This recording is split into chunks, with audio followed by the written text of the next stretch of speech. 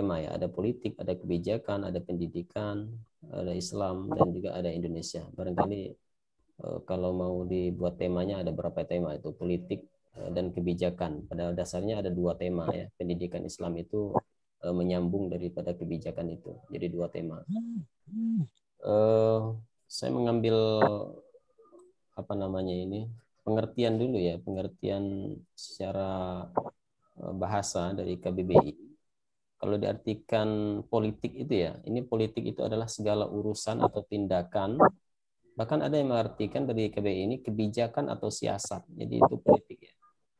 Politik itu juga merupakan kebijakan atau siasat mengenai pemerintahan. Nah ini kita definisikan aja dulu, nanti baru kita bahas lebih dalam. Menurut Laswell tentang politik sebagai siapa, mendapatkan apa, kapan, dan bagaimana gitu. Nah, ini. Kemudian dari yang pendapat yang ketiga dari Swiss gitu ya.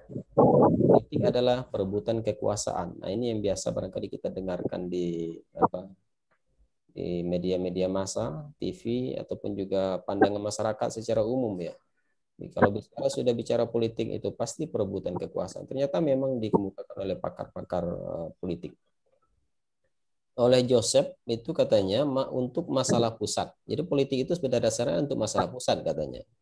Jadi politik adalah distribusi dan kontrol kekuasaan. Jadi distribusi itu apa namanya? Pembagian ya, artinya bagi-bagi apa namanya? Job ya, dan kontrol kekuasaan. Di situ ada juga pengawasan kekuasaan. Jadi tidak hanya distribusi saja, tapi juga merupakan kontrol kekuasaan. Jadi di situ politik. Kemudian politik adalah upaya yang berkaitan dengan kekuasaan. Jadi hubungan politik dan hubungan kekuasaan aktual dan potensial.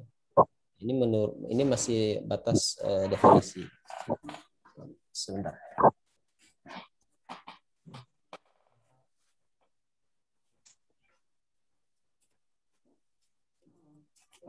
Sudah.